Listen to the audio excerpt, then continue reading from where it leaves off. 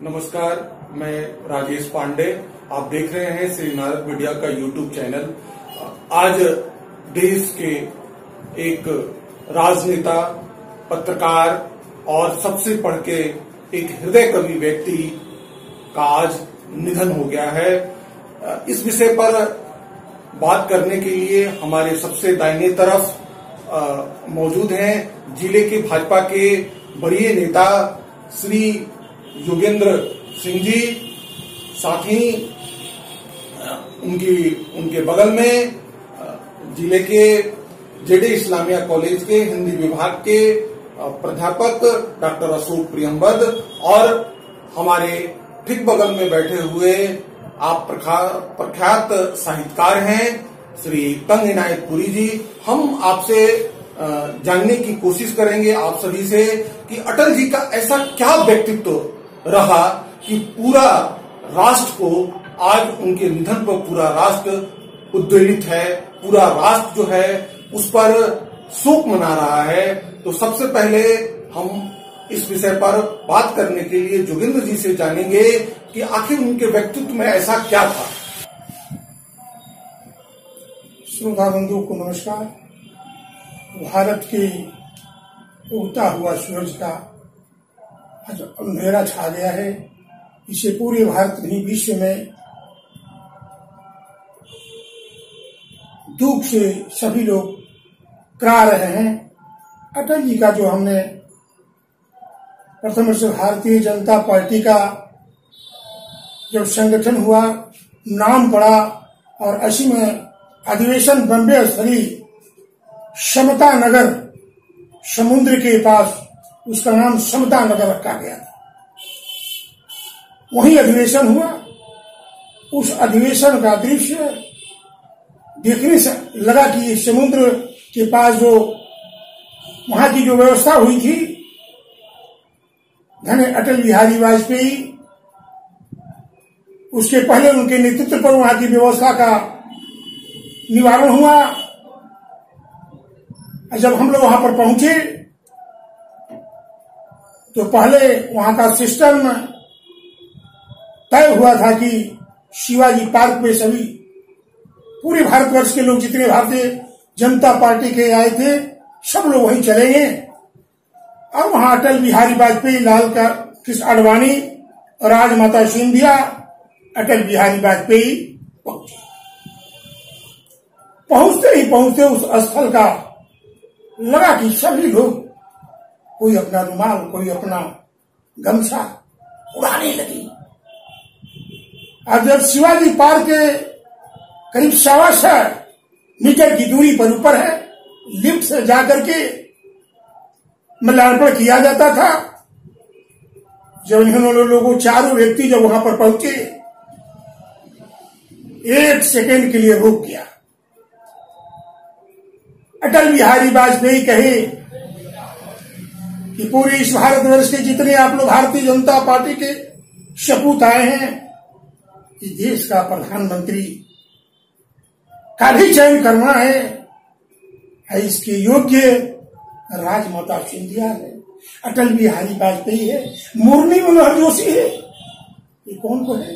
अटल बिहारी वाजपेयी। उसके बाद राजमाता सिंधिया कहती है नहीं, इस देश के प्रधानमंत्री अटल बिहारी वाजपेयी होंगे, इसके योग्य वही है। उसके बाद मुरली मनोहर जोशी कहे वाकई में इस देश के प्रधानमंत्री अटल बिहारी वाजपेयी होंगे। राजमाता सिंधिया भी कही कि देश के प्रधानमंत्री अटल बिहारी वाजपेयी होंगे। तो लगा कि लोग अपने आप को उड़ा दिए, आसमान में कपड़ा लाता जो गमछे थे, बाल थे। कहने का मतलब ये लीडर थे कि उस पद के लिए एक दूसरे को कहा करते थे। अटल बिहारी वाजपेयी उस मंच पर जब खड़ा हुए और जब वो अपना भाषण देने लगे, लगा कि भारत के सपूत सामने खड़े। आज जो है सो भारत की संस्कृति डूब गई है, भारत के सूर्य डूब गए हैं। ऐसा लगता है उनकी वाणी में जोश थी, वो अरमान थे कि लगता था सभी को जो मैं क्या कर दी थी भारत के लिए, जो कि वो नेता को स्वर सुनने के बाद एक दूसरे को प्रधानमंत्री चाहे किसी पद के लिए कहा करते थे, और आज के लोग मैं ही हो जाऊं। धन्य है अटल बिहारी वाजपेयी। देख सकते हैं भारतीय जनता पार्टी का एक कार्यकर्ता किस हद तक मर्माहत है ऐसे व्यक्तित्व के चले जाने पे। डॉक्टर अशोक सर, हम ये जानने की आपसे कोशिश करेंगे, अटल बिहारी वाजपेयी में ऐसा क्या था कि कौन सा ऐसा आकर्षण था जिसकी वजह से वो लगभग भारत के राजनीतिक परिदृश्य पे 60 वर्षों तक अजात शत्रु की तरह उन्होंने राज किया। सर्वप्रथम मैं अपनी श्रद्धांजलि व्यक्त करता हूँ उस महान राजनेता के प्रति जिसने लगभग आधी सदी तक भारत के पूरे राजनीतिक परिदृश्य को बहुत गहरे से प्रभावित प्रेरित किया, और उन्होंने जो सूत्रपात किया, जो बीजारोपण किया, वह आज फल फूल रहा है, पूरी दुनिया देख रही है। ये जो सिंचा, जो पौधे उन्होंने लगाए, वो पौधा आज वटवृक्ष बन चुका है। अगर सच पूछें तो मुझे लगता है कि भारत की 5000 बरस की जो सांस्कृतिक उदात्त मूल्य हैं, उन मूल्यों की अभिव्यक्ति उस आचरण और चरित्र में व्यक्त होती है और छिपी हुई है। वो कोई असाधारण व्यक्ति हैं, और हमारे समस्त उदात्त मूल्य जो भारत की सांस्कृतिक विरासत मानी जाती है, उन सभी मूल्यों की एक जगह अगर कहीं अभिव्यक्ति हमको देखना चाहें तो वह हम उनके विराट व्यक्तित्व में देख सकते हैं। चाहे वो साहित्यकार के रूप में देखें, पत्रकार के रूप में देखें, राजनेता के रूप में देखें, एक व्यक्ति के रूप में देखें, त्याग के रूप में देखें, आस्था के रूप में देखें, जिस किसी रूप में हम देखना चाहें, उन उदात्त मूल्यों की झांकी उनमें बुद्ध भी हैं, गांधी भी हैं, महावीर भी हैं। इन समस्त लोगों के संदेश उपदेश का एक समन्वित चरित्र जो बनता है, हाँ, ऐसा व्यक्तित्व भारत की राजनीति में अवतरित होता है और धीरे धीरे धीरे धीरे अपने प्रभाव मंडल से पूरी राजनीतिक क्षितिज को अपने आवेष्टन में ले लेता है। मैं नमन करता हूँ सदियों तक, जब तक यह दल की सीमाओं से ऊपर थी, दल की परिधि इन्हें नहीं बांध सकती थी, पत्रकारिता भी इन्हें नहीं बांध सकती थी, साहित्य भी इन्हें नहीं बांध सकता था। इतना विराट था उनका व्यक्तित्व, युग युग तक, सदियों सदियों तक हर पीढ़ी के लिए प्रेरणास्पद और अस्तुत्य नाम होगा भारत के इतिहास में। श्रद्धेय अटल जी का मैं कोटिशः नमन करता हूँ इस विराट व्यक्तित्व को। सर, आप एक साहित्यकार हैं और अपने बड़े साफ और स्पष्ट लफ्जों से साहित्य की व्याख्या करते हैं। एक विराट व्यक्तित्व जो कवि है, उनका हृदय जो कवि का है, वो कैसा है? आप इस पर थोड़ी प्रकाश डालें। सबसे पहले तो मैं उस महान आत्मा को श्रद्धांजलि अर्पित करता हूं, और इसके बाद आपने जो प्रश्न पूछा है वहीं से बात प्रारंभ करता हूं। मूलतः अटल बिहारी वाजपेयी एक साहित्यकार थे और एक साहित्यकार एक पत्रकार के रूप में, एक राजनीतिज्ञ के रूप में सफल होता है। वो सफल हुए। आज राजनीतिक पार्टियां, ये दलगत राजनीति जो है, उन तमाम दलों को अगर देखा जाए तो शीर्ष पर अगर कोई एक नेता दिखाई देता है, एक व्यक्तित्व देख रहे हैं हम, तो वो अटल बिहारी वाजपेयी है। और यही कारण है कि उनके घोर विरोधी भी, आज तो खैर अवसर नहीं है, अन्य अवसरों पर भी साफ शब्दों में उनका विरोध नहीं कर सके, इसलिए कि उन्होंने अपने चरित्र को, अपनी राजनीतिक कैरियर जिसको कहते हैं, इस तरह से सजाया और संवारा था कि किसी विरोधी को भी उनके विरोध में कुछ बोलने के शब्द नहीं मिलते थे। एक बात मैं और कहना चाहूंगा कि वो साहित्यकार निश्चित रूप से थे। आप चाहे वो संसद हो या संसद के बाहर, जब आपका उनका वक्तव्य सुनेंगे तो आप ये महसूस करेंगे कि शब्दों की कमी उन्हें कभी नहीं पड़ी। अपनी भावनाओं को व्यक्त करने में शब्दों को तलाशने और या उसके लिए अटकने की जरूरत उन्हें नहीं पड़ी। यह उनके विराट साहित्यिक व्यक्तित्व को उजागर करता है। साहित्य से वो पत्रकारिता में आए और पत्रकारिता से वो राजनीति में आए और एक मंजिल पर चलते रहने की जो शपथ लेकर आगे बढ़े। मुझे डॉक्टर बशीर बद्र का एक शेर याद हो आता है कि जिस दिन से चला हूं मेरी मंजिल पे नजर है, मुड़कर कभी भी मील का पत्थर नहीं देखा। निश्चित रूप से उन्होंने मुड़कर कभी भी मील के पत्थर को नहीं देखा। वो चलते रहे, अपने सफर में आगे बढ़ते रहे और उन्होंने जो सपना देखा था कि मैं एक ऐसी व्यवस्था का निर्माण करूंगा, ऐसे लोग होंगे उसमें वो सफल भी हुए। एक सबसे बड़ी बात जिस पर आप तमाम लोगों का ध्यान आकृष्ट करना चाहूंगा कि आज पूरी मेजॉरिटी एक दल की होने के बाद किसी भी दल के प्रधानमंत्री जब होते हैं तो उन पर तमाम आरोप प्रत्यारोप लगते रहते हैं, लेकिन वह कैसा व्यक्तित्व होगा जिसने कई दलों को एक साथ लेकर चलने का हुनर वो जानता था और कभी भी अपने मंजिल से भटके भी नहीं, अपने उद्देश्यों में हमेशा कामयाब भी रहे और यहां तक कि कुछ ऐसे काम कर गए जो भारत के इतिहास में उसे स्वर्णाक्षरों में लिखा जाएगा, जैसे पोखरण।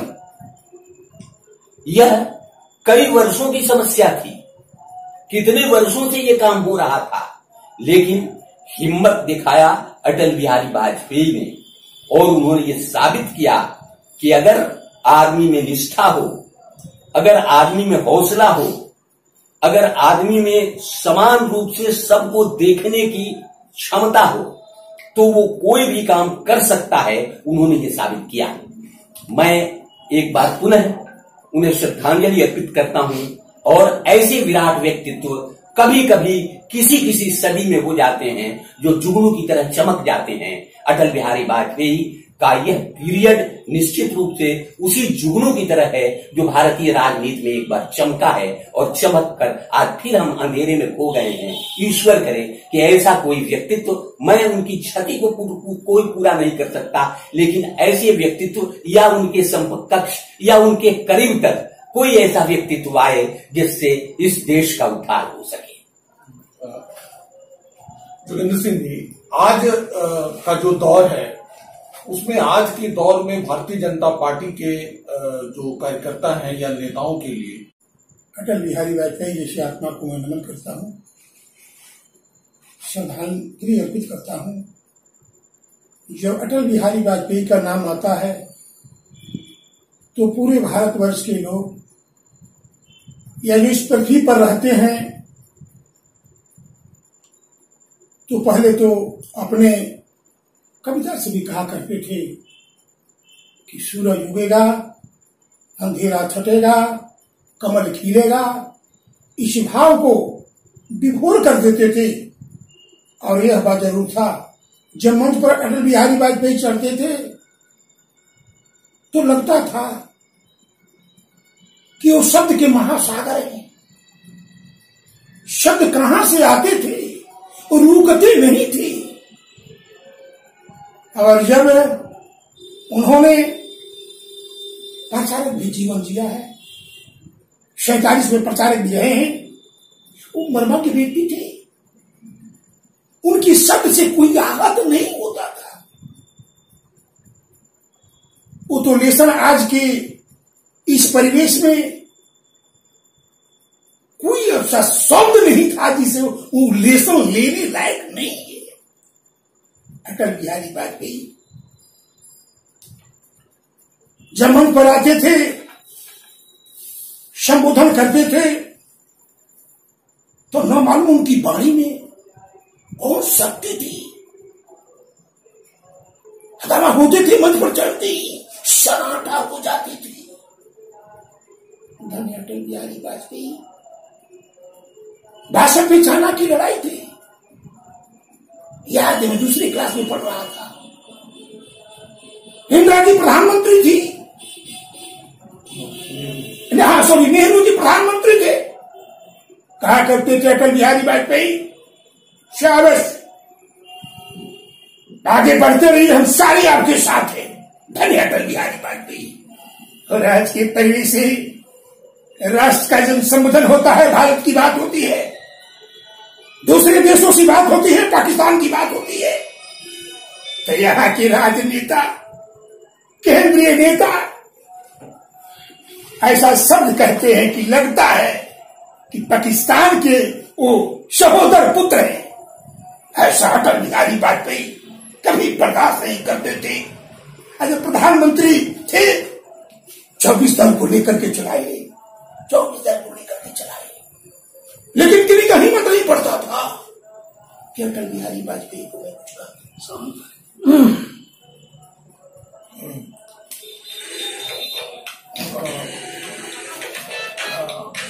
डॉक्टर साहब, बोल दो।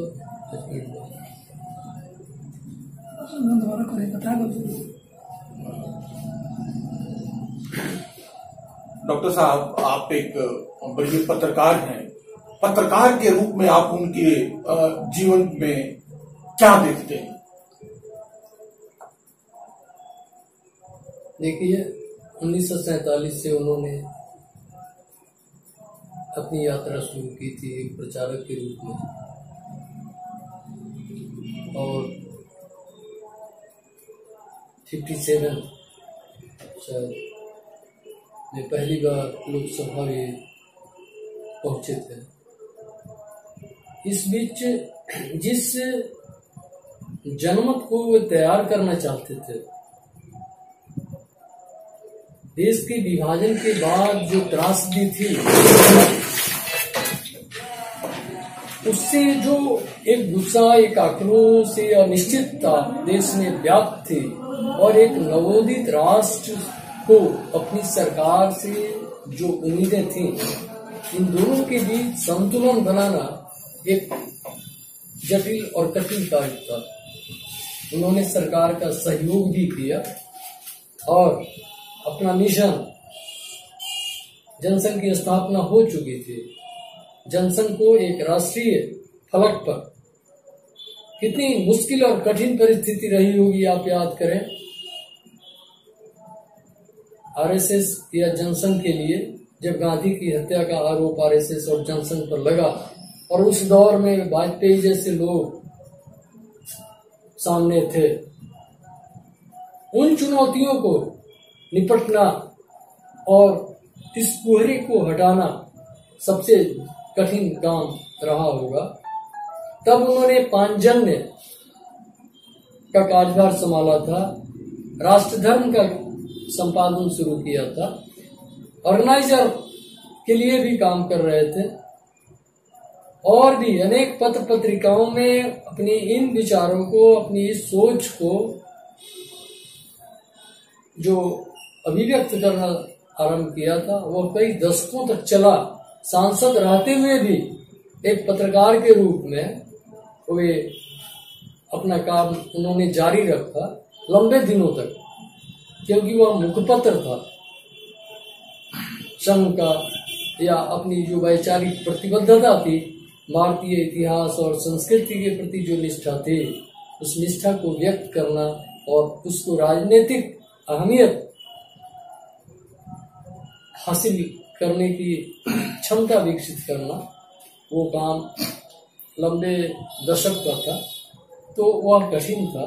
शुरुआती दौर में जो पौधे लगते हैं बड़े कमजोर होते हैं, लचल होते हैं, उनको ज्यादा संरक्षण और सुरक्षा की जरूरत होती है। वह काम उन लोगों ने किया जो आज एक वट वृक्ष बना है। यह सदियों की बात है। आगे का सफर भी जो नेता जिनके कंधे पर आगे का दायित्व है, कहाँ तक इसे ले जाएंगे देखना है। हम सर, जो उनका साहित्य का जो सफर है, वो साहित्य का सफर आगे आने वाली पीढ़ी के लिए कितना प्रासंगिक होगा? देखिए, कुछ व्यक्तिगत तौर पर भी मैं जानता हूँ और ऐसे आयोजन में भी मैं सम्मिलित हुआ हूँ जिसमें एक मुख्य अतिथि के रूप में उसमें वो शामिल रहे। तो वहां मैंने महसूस किया है कि वो एक खुले हृदय के आदमी थे, जो एक साहित्यकार को होना चाहिए। मैं हास्य और व्यंग्य का कवि हूँ।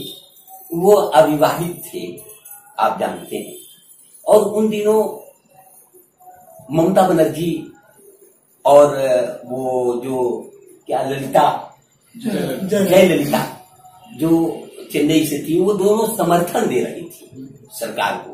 और मैंने हास्य के मूड में एक मुक्तक पढ़ा था, उस पर वो खुल के हंसे थे, जिससे आज अब इस परिवेश में मैं पढ़ना कहाँ तक उचित होगा मैं नहीं जानता, लेकिन चाहेंगे आप तो इसे डिलीट कर देंगे या चाहेंगे तो इसे आप रखेंगे। मैंने उस वक्त पढ़ा था कि चलेगी क्यों नहीं सरकार अपनी, कई दल की सवारी से चलेगी। चलेगी क्यों नहीं सरकार अपनी, कई दल की सवारी से चलेगी। और ये गठबंधन बहुत मजबूत होगा, कुंवारे की कुंवारी से चलेगी। और उस पर वो बड़े ठहाका लगाकर हंसे थे। मैं समझता हूँ कि उन दिनों हम लोग नए थे, लेकिन उसको अपनी सूझबूझ कहिए या कम समझदारी कहिए, मैंने पढ़ा था, लेकिन उन्होंने उसका सम्मान किया था और ठहाका लगाकर, ताली बजाकर ये बताया था कि एक हास्य और व्यंग्य के कवि को किस तरह सुना जाना चाहिए।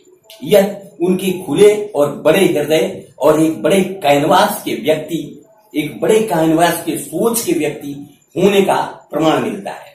रही बात उनकी, तो एक कवि हमेशा कोई भी तर्क संगत बात ही करता है। उनकी पंक्ति आप याद कीजिए, उन्होंने कहा है कि हार नहीं मानूंगा, राग नहीं ठानूंगा।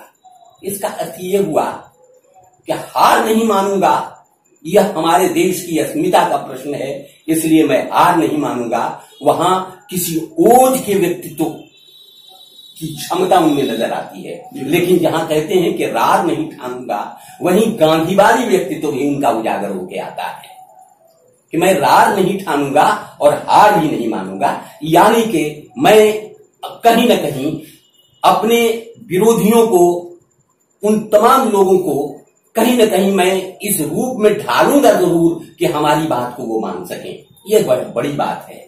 मैं समझता हूं कि मैंने इसके पूर्व भी कहा है कि सदियों में, एक सदी में नहीं बल्कि सदियों में कोई ऐसा राजनेता होता है जिसमें एक साथ साहित्यिक प्रतिभा, पत्रकारिता की प्रतिभा, सामाजिकता और राष्ट्र चेतना के साथ साथ कूटनीति, ये सारी बातें एक साथ अगर एक व्यक्ति में शामिल है तो वो नाम है अटल बिहारी वाजपेयी का। मैं समझता हूं कि इस राष्ट्र ने एक बड़े निधि को खो दिया है, जिसको पाना अभी तत्काल तो संभव नहीं लगता। भविष्य में हम और आप दोनों चल रहे हैं, पता नहीं क्या होगा, लेकिन अभी अटल बिहारी वाजपेयी की क्षति हम पूरा करने की स्थिति में नहीं की। धन्यवाद इस वार्ता के लिए। और साथ ही श्री naranmedia.com अटल बिहारी वाजपेयी के निधन पर उन्हें अपनी श्रद्धा सुमन अर्पित करता है। भारतीय संस्कृति का आज एक सचमुच में उत्सव समाप्त हो गया है। नमस्कार।